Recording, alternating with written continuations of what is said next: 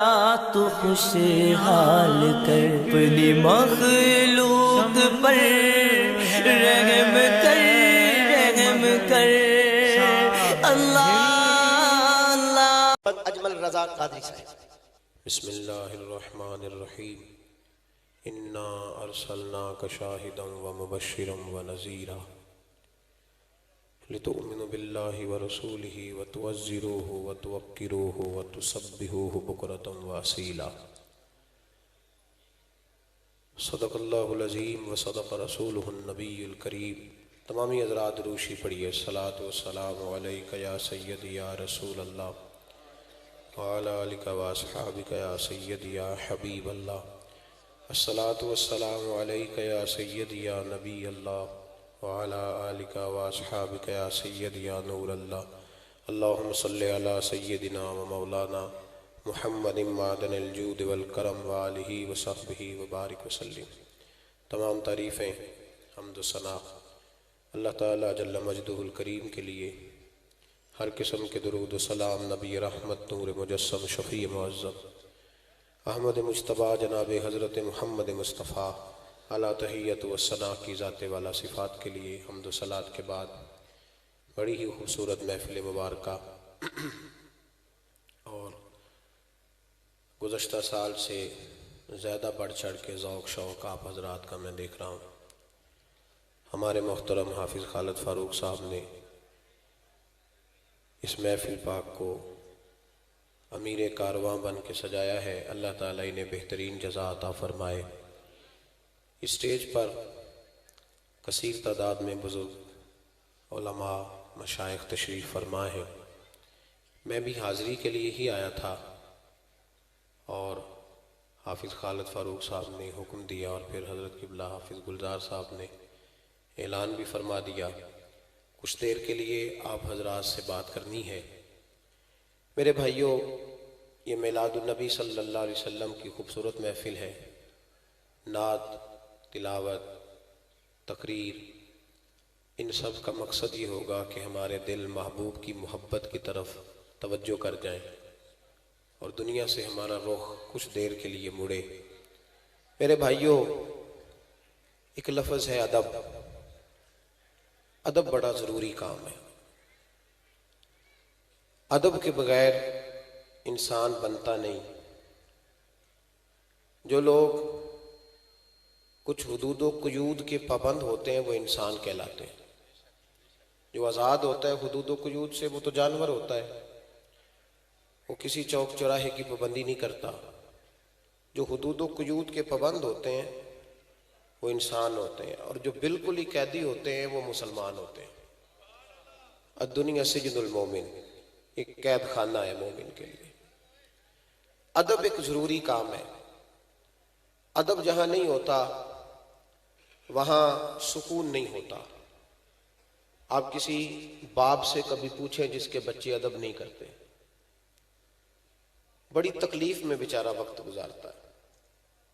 اماں کبھی اس کا بیٹا اس کے ساتھ صحیح سلوک نہ کرے تو اماں کو وہ اپنی ساری قربانیاں یاد آتی ہیں جو اس نے بیٹے کے لیے دی ہوتی ہیں، ساری، اور وہ ساری رات سرہانہ بھیگ جاتا ہے رو رو کے۔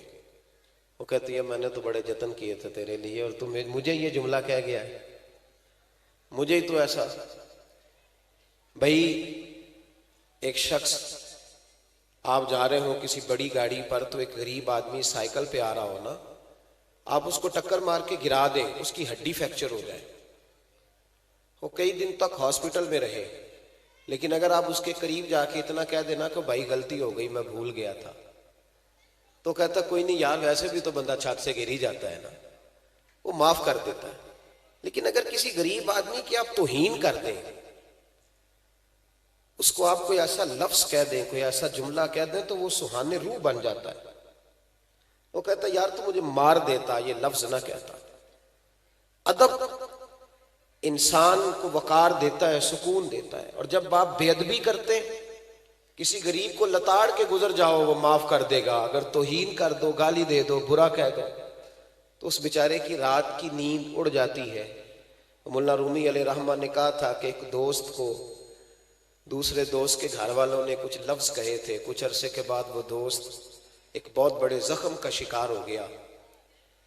اپنے یار سے کہنے لگا یار دیکھ بھلا وہ زخم کیسا ہے؟ تو اس نے کہا زخم تو تیرا صحیح ہو گیا ہے.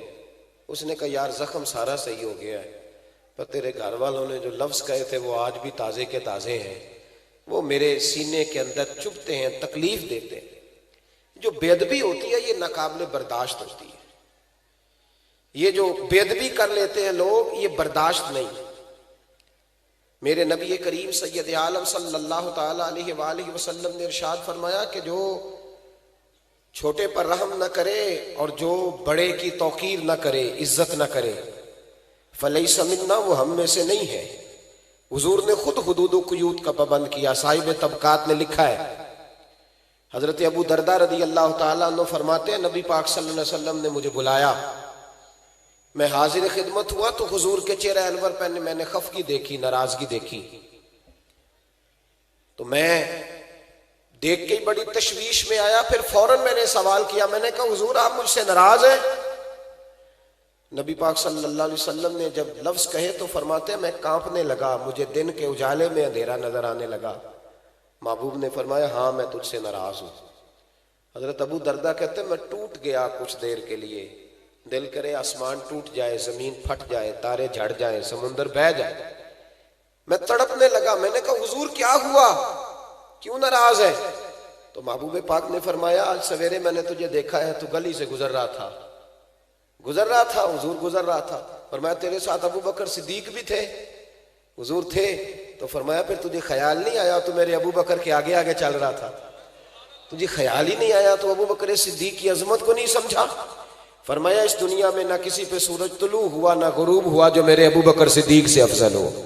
تو اس کو. اور علامہ اسماعیل حقی نے تفسیر روح البیان میں حدیث لکھی ہے، ایک نوجوان نے آ کے عرض کیا تھا یا رسول اللہ میرے رزق میں برکت نہیں، جو کام کرتا ہوں فلاح ہو جاتا ہے. تو میرے نبی پاک نے فرمایا سفید داڑھی والے بزرگوں کے آگے آگے نہ چلا کر، ان کے پیچھے رہا کر، اللہ تیری روزی میں برکت پیدا فرما دے گا. یہ جو بے ادبی ہے نا، بے ادبی یہ نقصان دیتی ہے، یہ نقصان دیتی ہے. خاموش ہے دل بھری بزم میں چلانا نہیں اچھا. ادب پہلا کرینہ ہے محبت کے کرینوں میں. ادب بڑا ضروری ہے. اگر ادب نہیں تو کچھ بھی نہیں. اگر انسان تعظیم کرنا نہیں جانتا تو وہ تو کسی حد کا پابند ہی نہیں، اور جو آدمی جھکنا نہیں جانتا وہ تو مردہ ہے. اس لیے کہ جو اکڑ جاتا ہے وہ مردہ ہوتا ہے، جس میں لچک ہوتی ہے وہی تو زندہ ہوتا ہے. تو بھائی ادب.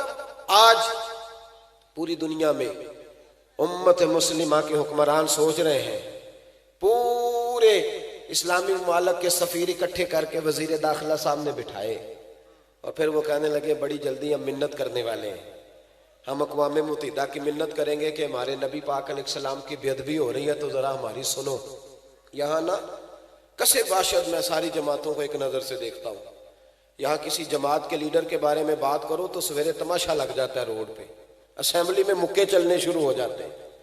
اور رسول اللہ صلی اللہ علیہ وسلم کی ناموس کی بات ہوتی ہے تو وہ لوگ جن کو آپ لائنوں میں لگ کے ووٹ دیتے ہیں وہ لوگ اس پر کمنٹس کرنا بھی پسند نہیں کرتے، دو جملے کہنے بھی پسند نہیں کرتے. سنو جناب ابو بکر صدیق رضی اللہ تعالیٰ عنہ کا فتویٰ کیا ہے. حضرت ابو بکر صدیق رضی اللہ تعالیٰ عنہ کو جناب عمر نے آ کے مشورہ دیا، کہا جناب حالات اچھے نہیں ہیں، محبوب کے وصال ظاہری کو تھوڑا وقت گزرا ہے اور کئی قسم کے لوگ بغاوت کر رہے ہیں. وہ مسلمہ کذاب جس نے ختم نبوت میں نقب لگایا ہے، آپ تھوڑی مہلت دیں، ذرا تھوڑا اس کو موقع دیں. وہ بے ادب تو ہے پر ذرا تھوڑا موقع دیں اس کو، تھوڑے حالات صحیح ہو جائیں گے تو پھر مقابلہ کر لیں گے اس کا. حضرت ابو بکر صدیق نے جناب عمر فاروق جیسے شخص کو گھورا، فرمایا عمر تجھے تیری ماں روئے، اسلام لانے سے پہلے تو سخت تھا، اب تجھے کیا ہو گیا ہے؟ فرمایا میں مدینے میں اکیلا بھی رہ گیا اور جنگل کے درندے آ کر میری بوٹیاں بھی نوچ کے لے گئے، پھر بھی میں رسول اللہ کی عزت کے ناموس کے تحفظ کے لیے میدان میں اکیلا کھڑا ہو جاؤں گا. مجھے کسی شخص کی پرواہ اور حکمران کا شکوہ کیا کرنا. یہاں گھی کا ریٹ زیادہ ہو جائے تو ہمارے ہر پھٹے پہ ایک ٹاک شو لگ جاتا ہے، ہر چوک میں ایک بحث ہونے لگتی ہے، پھر ریٹ. یہاں کل کوئی سیاسی بیان داغ دے گا تو دیکھنا کس طرح لوگ. لیکن ناموس رسالت کے مسئلے میں نا وہ جس طرح 4 5 10 اینکر ہیں ہمارے ملک کے، وہ بیچارے اپنی تنخواہ سیدھی کرتے ہیں، وہ کہتے ہیں نبی پاک صلی اللہ علیہ وسلم نے تو اپنے بے ادب کو معاف کیا، حضور نے تو اپنے بے ادب کو معاف کیا، نبی پاک نے تو اپنے نافرمان۔ او خدا کے بندے کیسی بات کر رہا ہے؟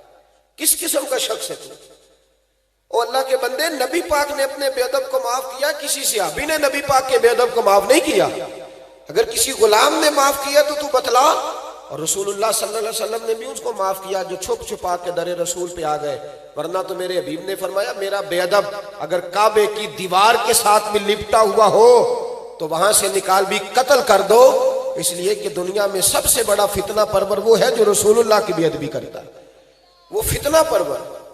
میرے بھائی، نبی پاک صلی اللہ علیہ وسلم کے ساتھ امت کا جو رشتہ ہے وہ وارفتگی کا رشتہ ہے، وہ جنون کا رشتہ ہے، جنون کا۔ قرآن مجید نے کہا یا ایھا النبی انا ارسلناک شاہدا ومبشرا ونذیرا، اے محبوب ہم نے آپ کو خوشخبری دینے والا، ڈر سنانے والا، حاضر ناظر، گواہ بنا کے بھیجا ہے، لتؤمنوا باللہ ورسولہ، تاکہ لوگ اللہ پر ایمان لائیں، اس کے رسول پر ایمان لائیں، وتوزروہ وتوقروہ، اور پھر آپ کی تعظیم اور توقیر کریں، وتسبحوہ بکرۃ واصیلا، پھر صبح و شام اللہ کی پاکی بیان کریں۔ تعظیم رسالت مآب، نبی پاک کا ادب۔ ہم نے تو ان ماؤں کا دودھ پیا ہے جن ماؤں نے کسی حدیث میں نہیں پڑھا تھا۔ ہم نے آج تک نہیں سنا کسی ممبر سے یہ آواز آئی ہو کہ اذان ہو تو سر پہ دوپٹہ لے لینا چاہیے، لیکن میرے دیہات کی ان پڑھ اماں بھی ٹی وی پہ اذان بھی شروع ہوتی ہے تو کہتے ٹھہر جاؤ، پہلے مجھے دوپٹہ لا کے دو، میرے محمد کا نام آنے لگا ہے، میرے رسول پاک صلی اللہ علیہ وسلم کا نام آنے لگا۔ میرے تو دیہات کی ان پڑھ اماں بھی مصطفیٰ کریم کا ادب کرنا جانتی، ہم نے تو ان ماؤں کا دودھ پیا ہے۔ او بھائی، نبی پاک صلی اللہ علیہ وسلم کی امیر ملت سنوسیہین بانی پاکستان حضرت پیر سید جماعت علی شاہ صاحب محدث علی پوری رحمۃ اللہ علیہ، آپ فرماتے ہیں جب پاکستان کی تحریک چل رہی تھی نا تو ہم لوگ پاکستان کے حق میں تقریریں کرتے تھے، اور ہندو پنڈت جو تھے وہ پاکستان کے مخالف تقریریں کرتے تھے۔ تو اب تو خیر گنگا ہی الٹی بہ گئی ہے نا، اب تو ہمارے بہت سارے کالم نویس لمبے چوڑے کالم لکھ کے اینڈ پہ لکھتے ہیں کہ ریاستوں کا مذہب نہیں ہوتا، مذہب انسانوں کا ہوتا ہے، ملکوں کا مذہب نہیں ہوتا۔ اور خدا کے بندے، اگر ملکوں کا مذہب نہیں ہوتا تو پھر میرے رسول پاک صلی اللہ تعالیٰ علیہ وسلم اسلامک اسٹیٹ مدینے کو کیوں قرار دیتے؟ پھر حدود حرم کے اندر غیر مسلم کا داخلہ منع کیوں ہوتا؟ اگر مذہب ہی نہیں ملک کا تو یہاں لوگ اس قسم کی اسٹیٹمنٹ دیتے ہیں۔ امیر ملت علیہ رحمہ فرماتے ہیں کہ ہمیں یہ نہیں کہا گیا تھا کہ پاکستان سیکولر بنے گا، اگر سیکولر کی بات ہوتی تو علماء کو قربانیاں دینے کی کیا ضرورت تھی؟ ہمیں تو بتلایا گیا تھا کہ پاکستان کا مطلب کیا؟ لا الہ الا اللہ محمد رسول اللہ صلی اللہ علیہ وسلم۔ ہمیں تو بتایا گیا تھا وہ ملک بنے گا جس میں حضرت عمر بن عبدالعزیز کے ماننے والے آئیں گے، وہ ملک بنے گا جس میں حضرت عمر فاروق کو لیڈر سمجھنے والے آئیں گے، حضرت ابو بکر صدیق کو فالو کرنے والے لوگ آئیں گے، ہمیں تو یہ بتلایا گیا تھا۔ حضرت جناب سیدنا پیر جماعت علی شاہ صاحب کہتے ہیں ہم تقریریں کرتے تھے تو ہندو پنڈت جو تھے وہ خلاف تقریریں کرتے تھے۔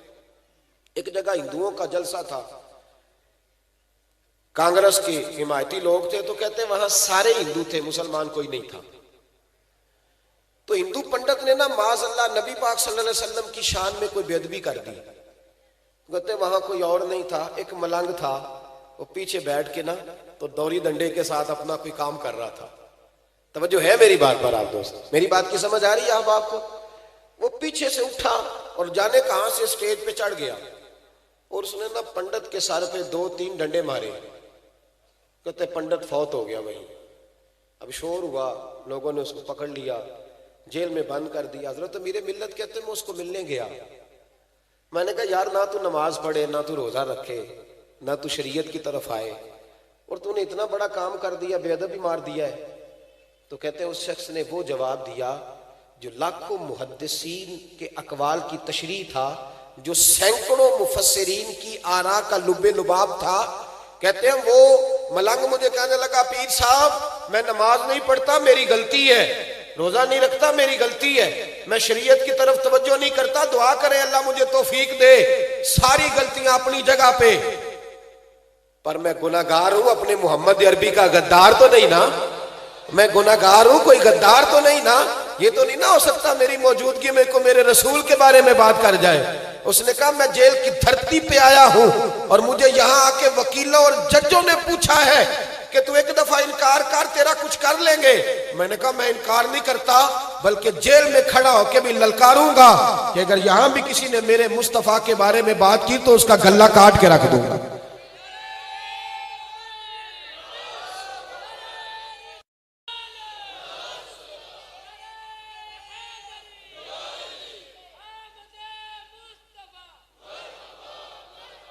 بھائی یہ جو ناموس رسالت کا معاملہ ہے، یہ جو ناموس، یہ حساس معاملہ ہے، اور یہ جنونی، دیکھیں مسلمان کو کہتے ہیں مسلمان جنونی ہے، کس بات میں؟ کس بات میں جنونی ہے؟ مسلمان تو آج بھی سارا کچھ ہم نے دیکھا ہے، بعمل علماء اعلان کرتے ہیں، کہتے ہیں مدرسے کو چندہ چاہیے، تو ہم نے دیکھا ہے نئی نویلی دلہنیں، قوم کی بیٹیاں اور بہنیں اپنے زیور اتار کے دے دیتی۔ یہ فاقہ کش جو موت سے ڈرتا نہیں کبھی، روح محمد اس کے بدن سے نکال دو۔ جنونی کس بات کا ہے مسلمان؟ مسلمان اس بات کا جنونی ہے کہ ہر چیز سے بڑھ کر اپنے رسول سے محبت کرتا ہے، ہر چیز سے بڑھ کر اپنے نبی پاک سے پیار کرتا ہے۔ حضرت حبیب بن زید انصاری صحابہ میں کمزور تھے، صاحب عزد الغابہ نے لکھا ہے کہ یہ 11-12 بچوں کے باپ تھے، اور مدینے سے کھجوریں خریدتے تو سر کے اوپر ٹوکرا رکھ کے دیہاتوں میں بیچنے جاتے۔ بس ایک آدھ بات کر کے بات ختم کر رہا ہوں۔ کہتے بیچنے جاتے، غریب آدمی تھے۔ جب مسلمہ کذاب نے نبی پاک صلی اللہ علیہ وسلم کو خط لکھا نا کہ میں بھی نبی ہوں معاذ اللہ، تو آپ بھی نبی ہیں، تو شراکت کر لے معاذ اللہ، اس نے جب اس قسم کے الفاظ میں خط لکھا تو اللہ کے حبیب نے جواب لکھا، فرمایا میں تو سچا رسول ہوں، تو کذاب ہے۔ مجمع تھا صحابہ کا، نبی پاک نے فرمایا بھی میری ناموس پہ پہرا دینا ہے، یہ خط لے کے جانا ہے، کون جائے گا؟ تو صحابہ کہتے ہیں پیچھے بیٹھے تھے اور کھجوریں کھا رہے تھے، فٹافٹ اٹھے، غریب آدمی، 11 بچے، میرا روپ بھی نہیں تو میرا رنگ بھی نہیں، تو مینو یار مناؤن دا ٹانگ بھی نہیں، غریب آدمی فٹافٹ اٹھے اور بازو کھڑا کر کے آنے لگے سونیا کسی اور کی ذمہ نہ لگانا، میں جاؤں گا۔ کہتے ہیں جب وہ بولے تو ان کے منہ سے کھجور کے بقیہ حصے نکلے، صحابہ کے چہروں پہ گرے، تو ایک صحابی کہنے لگے پہلے کھا تو لے پھر بات کر لینا۔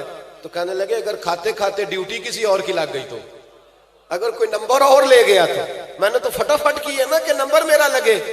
نبی پاک نے خط دیا، گھوڑا دیا، نیزہ دیا، فرمایا جا، رستہ بڑا کٹھن ہے، ذرا دھیان کرنا۔ عرض کی محبوبہ تو قبول فرما لے اور پھر میرا جانا دیکھ۔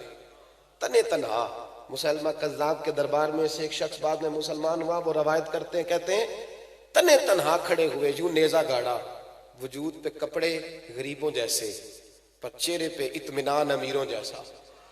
کہتے ہیں جیب خالی، پسینہ ایمان کی قوت سے بھرا ہوا، تر دامنی پہ شیخ ہماری نہ جائیے، ہم دامن نچوڑ دیں تو فرشتے وضو کریں، اٹ سٹ تے پکھڑا کوار گندل، اسی اور بھی بوٹیاں جاننے ہیں۔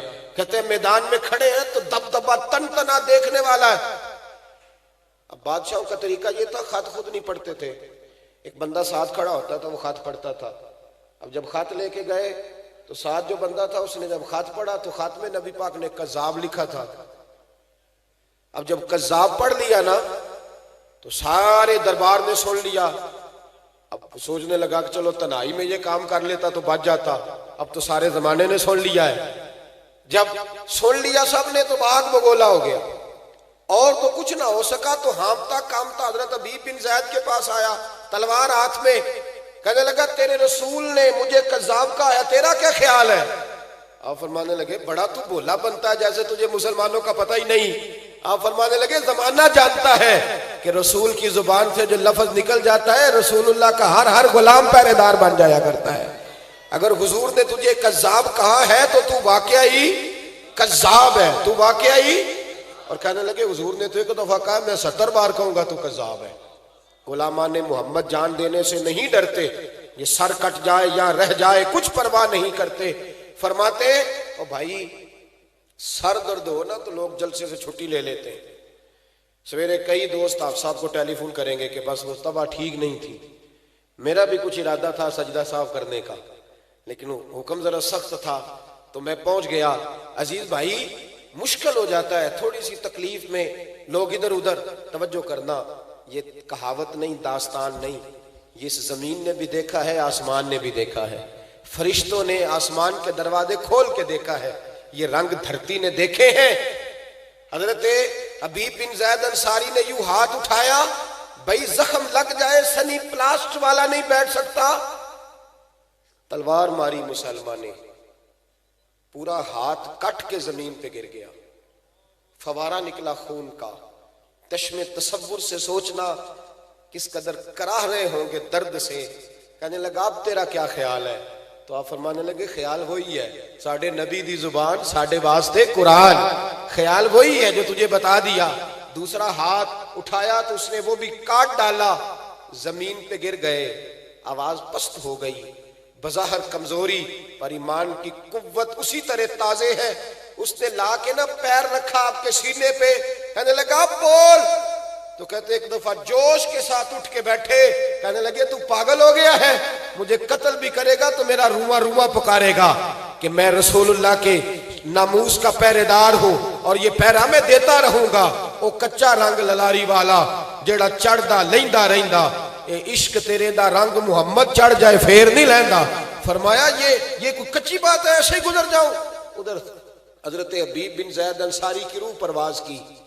حضرت انس بن مالک فرماتے ہیں یہاں مدینے میں مصطفیٰ کی داڑھی مبارک پہ آنسو گرنے لگے، حضور روئے۔ ہم نے اچانک یا رسول اللہ کیا ہوا؟ تو محبوب نے فرمایا میرا حبیب شہید ہو گیا ہے اور حوریں ساری جنت کے دروازے کھول کے اس کا استقبال کرنے کے لیے کھڑی ہے۔ میرے بھائی ناموس رسالت کی پہرے داری، خوگر حمد سے تھوڑا سا گلا بھی سن لے، ہمیں تھوڑا تھوڑا شکوہ ان لوگوں سے بھی ہے جو صرف دین کے نام پر میری طرح عزت پاتے پلتے ہیں، انہیں اس معاملے میں کردار تھوڑا زیادہ ادا کرنا پڑے گا۔ اب کسی اور وقت کا انتظار نہ کرے، اب وقت بڑا قریب آ کے کھڑا ہو گیا۔ اب بھانت بھانت کی بولیاں، اور یہ یاد رکھ لیں یہ محفلوں کرانے والوں کی ذمہ داری زیادہ ہے کہ یہ ناموس رسالت کے حوالے سے نوجوانوں کو زیادہ تیار کریں۔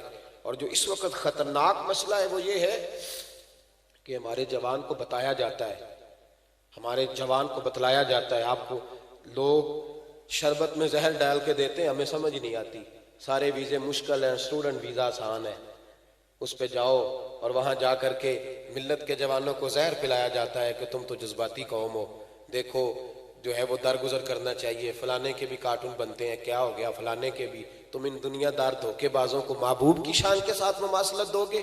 رب کریم نے اپنے محبوب کی مثل پیدا ہی نہیں فرمائی دنیا کے اندر۔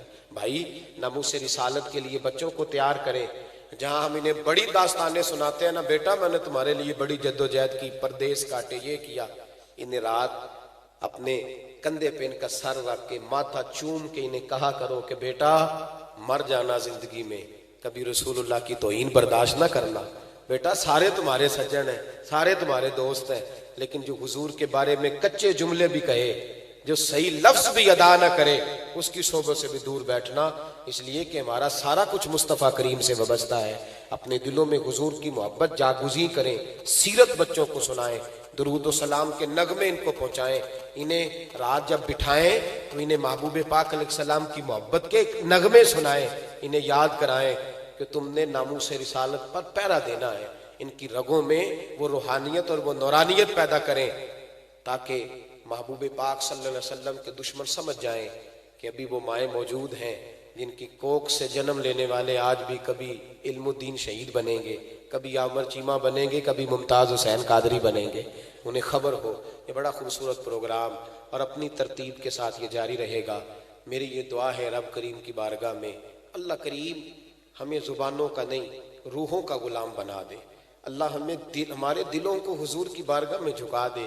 اللہ کرے رات کو ہم سوئیں، ہماری آنکھوں سے آنسو بہیں تو ہمارے بچے پوچھیں ابا کیا ہوا، تو ہم رو کے کہیں ہمیں مدینہ یاد آتا ہے، ہمیں حضور کی محبت یاد آتی ہے۔ اللہ کرے کہ ہماری اماں کبھی کبھی رو رہی ہو تو اس کو یہ مسئلہ نہ ہو کہ آج تیرے ابا نے ڈانٹا ہے، آج تیری دادی نے جھڑکا ہے، آج مجھے یہاں بے سکونی ہوئی ہے، بلکہ وہ کہے کہ میرا دل کرتا ہے میرا کوئی مدینے کا پھیرا لگ جائے، مجھے وہاں جھاڑو دینے کا موقع مل جائے جہاں محبوب کے نواسے کھیلا کرتے تھے۔ یہ محبت، یہ پیار، یہ وارفتگی، اس کو اجاگر کریں، اس پر غور کریں، اس پر توجہ کریں۔ خالق کائنات کی بارگاہ میں دعا ہے اللہ اس بزم حسن کے صدقے دلوں کو تازگی عطا فرمائے، ہمیشہ مدحت خیر الانام میں گزرے۔ دعا ہے یہ عمر درود و سلام میں گزرے۔ آخر دعوانا